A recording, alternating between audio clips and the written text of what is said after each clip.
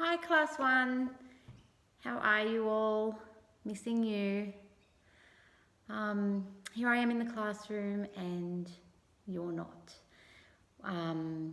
Hopefully we'll all be back in the classroom soon. So today I wanted to run a little beeswax lesson with you. I know that in your packs you had a stripy bag that had some beeswax in there, and you had one of these green pieces and you had 2 of these red pieces and 1 little blue piece. Today we are going to be using a whole piece of the red, so get that ready. You're also going to be using the little blue, and the green you are going to only need half of it today. So can you ask a parent who's nearby to help you cut this piece, the green one, perfectly in half and use only half of it. So you've got the red, the little blue and the little green. Make sure the plastic is off them.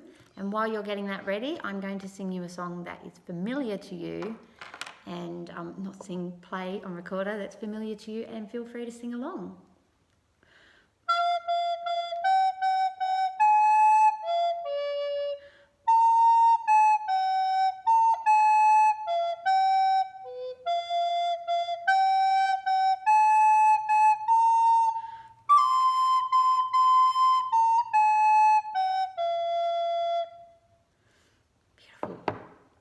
So hopefully you've got your beeswax ready. Before we put them into the palms of our hands, we are going to warm our hands up. So rub them together. It is cold. We are in winter now, and sometimes our hands aren't as warm as we'd like them to be for beeswax, so they've got to be nice and warm. And get your fingertips nice and nimble for modelling the figurine that we're going to do today, which is a difficult one. So thumb, pointer, tall man, ring man, pinky, and back again, pinky, ring man, tall man, pointer, thumb. One more time, run through your fingers, get them to touch each other. Okay, now because we have 3 pieces, that is a lot to fit in the hand. It's also going to be a complicated model today, but I know you're up for the challenge because I've seen what you've been able to create so far. I have a little trick. I don't know whether I told you about this, because last time I did beeswax with you, it wasn't so cold. But my little trick is to put some beeswax under my arm sometimes, just where it's nice and warm. So because I have 3 pieces, I'm going to put a green one on one side, I'm going to put a blue one on the other side, and I'm going to place my big red piece into the palm of my hand and close it over, keeping it safe and warm. And here's our verse. From the bees, this gift of gold is here for us to warm and hold. Fragrant beeswax in my hand is full of goodness from the land. Can you please keep your beeswax in the palms of your hand throughout the whole story that you hear today? It's about an Australian animal, and one that you may have seen in your life, and one that some people may be lucky enough to see every day in their backyard. It's from a book called Earthly Delights, and it is a very sweet book, and this story is based in Australia. This story is by Connie Crawford. One day in the cool forest, a forest not very far from here, a young green parrot spread his wings. I'll put this picture up for now so you can see. He fluttered his wings in readiness for flight. As he perched near the edge of the nest, he knew he needed some practice before he would be able to take flight and succeed. He needed strong, stout feathers that they would have to replace his tufts of wispy baby feathers, and his wings would have to grow bigger before he could fly. He watched eagerly as mother and father birds spread their wings and flew like speeding arrows between the trees. One day, thought little green parrot, I shall be able to fly just as well. So every day he fluttered and flapped his wings to help them grow stronger. Finally, one morning, as he was perched on his nest, he gave a mighty push, and up he rose, flapping frantically. He flew a short way and then plunged to the ground. He tried again, and this time he lifted off the ground, flew a bit further, and landed safely back on his nest.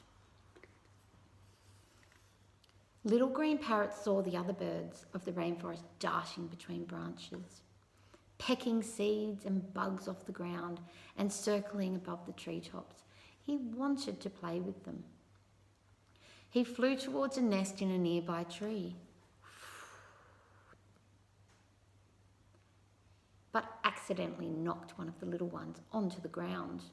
Mother bird squawked and scolded him and chased him away. He was so upset that he flew right into a bird sitting peacefully on a branch. Go away, leave me in peace, cried the bird. Sadly, little green parrot, unable to find a friend to play with, flew back to his own nest. The next day, he flew out with new courage. He saw a beautiful butterfly flutter past and followed it. He watched the butterfly so closely that he did not see a large tree branch and flew straight into it.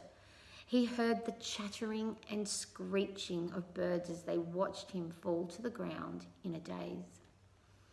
Oh, they must think I'm clumsy, a silly fellow to fly into a big branch. Little green parrot was quite disheartened. So he decided to leave the rainforest and go out into the wide world, where he could learn to fly better. He said goodbye to his mother and father, who understood what he needed to do, and he flew away, over forest and fields, rivers and hills. When he was utterly exhausted, he found a shady tree, settled on a branch to rest, and soon fell asleep. The next morning he woke to a clear blue sky with a gentle breeze. As he looked up, a magnificent king parrot with a cape of red feathers covering his head, back and tail flew towards him. With his heart beating wildly, little green parrot gathered all his courage and asked King Parrot, "Will you teach me to fly like you?" He couldn't believe the beauty of this king parrot, with its magnificent bright red, its green, bright green wings, and the tail coming from the back, nice and long, was blue and shimmering. The king parrot agreed readily and soon began showing little green parrot how to fly away and land smoothly and quietly, how to dart between trees and swoop high and low. Little green parrot tried his very best to do whatever King Parrot showed him. He practiced again and again until he could fly skillfully with grace and ease. As the season passed, little green parrot grew stronger and more skillful. One evening, as he sat on a branch smoothing his feathers with his beak, he noticed some red feathers. To his surprise, he discovered that he was covered with a cape of red feathers from his head down to the end of his body, just like the king parrot. All along, He had thought that he was simply a little green parrot, but now his true colours were showing. He was a king parrot too, now that he was swift, agile, and graceful in flight. He could return home to the rainforest. He said farewell to his teacher and friend and flew joyfully home. The birds of his homeland were amazed to see the magnificent parrot that they once knew as the little green parrot. They welcomed him back into the forest, and he told them about his journey into the big wide world. To this day, he can be seen swiftly darting in and out amongst the trees of the rainforest.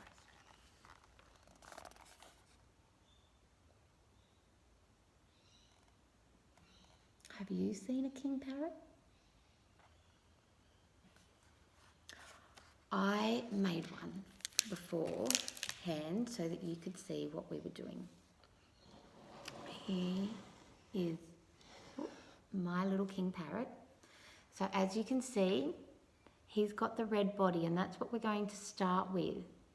And then we are going to place the blue tail on underneath the green feathers, green wings, and then we will put the green wings on top. So that is, oh, and I put some little legs in there, which you may need a pencil to help do that. So we start with our red beeswax that is safely in our hands. Roll it into a ball. And from our ball, we are going to form the head and the body. My beeswax is still a little bit cool because the classroom is very cold today. So I'm going to try my best to roll it into this ball with my hard beeswax. Hopefully yours is a bit softer. And if you need to warm it a little bit more, just press pause on the video and we can do that. So out of your ball, you are going to bring your head out as best as you can, bringing that head out and having a little tiny beak to start with, just a glimmer of a beak. We don't need to get too complicated with the beak just yet. And we also need to bring down the body so that we have a body for the feathers to be placed upon and the tail to be connected to. So you're going to have a body starting to look like this. And we can get back to the head a little bit later, but just make sure there's a bit of a indent there to define where the neck and the body are separated. And then you are going to get your blue. I've forgotten which side my blue's on. No, that's the wrong side. Go to the other side. And with the blue, we are going to want to make where it joins to the body nice and thin. You may not need all of this blue. In fact, I didn't use it last time. So I am going to most likely break off a bit. And I'm going to have a nice flat bit at the top to join to the body. And then as it goes down, it is going to become thinner, as well as thinner this way, but thicker that way. So you've got nice strong tail feathers that come out of your bird. And they get placed.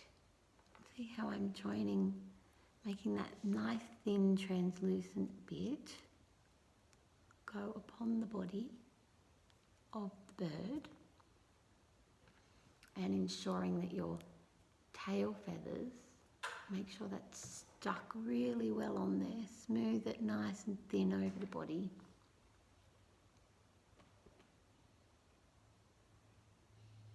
And then the tail feathers come down out the back of the bird.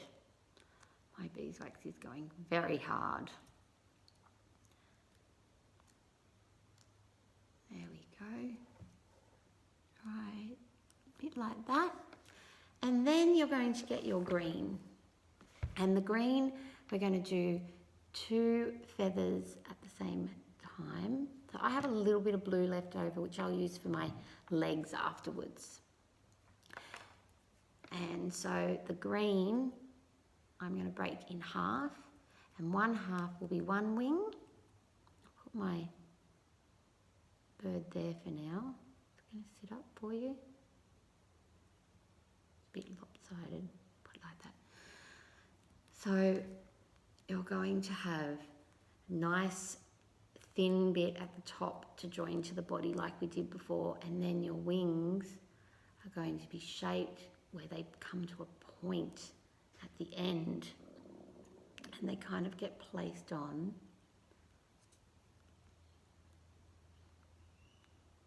like this.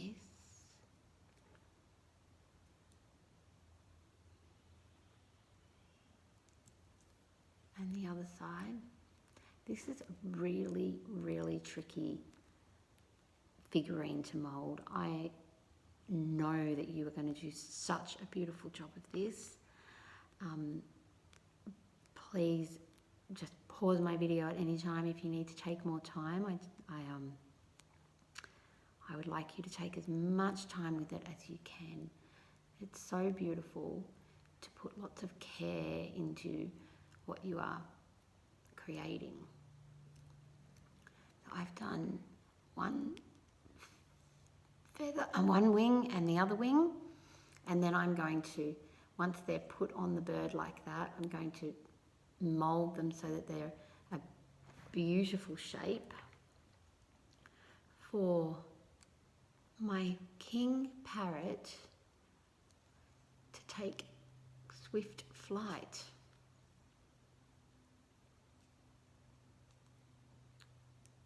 So it will look somewhat like that, either side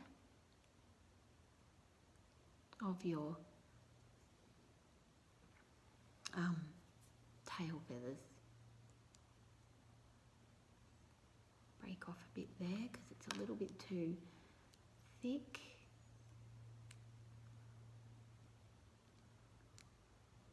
And long, there we go. And then make sure that your little beak, king parrots have a beak that kind of bends over a little bit like that. Is that coming into focus? Yeah. And with a pencil, you need to do 2 little holes. I've just got a pair of scissors here, but you definitely need to use a pencil. I shouldn't use scissors. I'll quickly get a pencil. Hang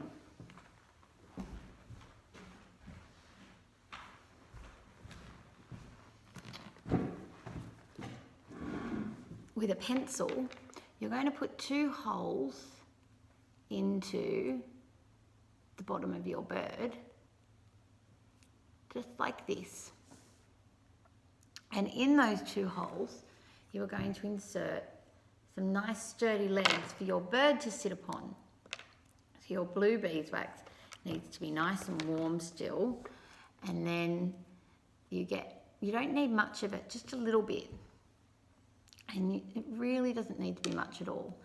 And you just get that bit and you put it into the hole that you made, like that, and push it up in there so that it stays, and kind of move the wax around it. Then you do the other side as well.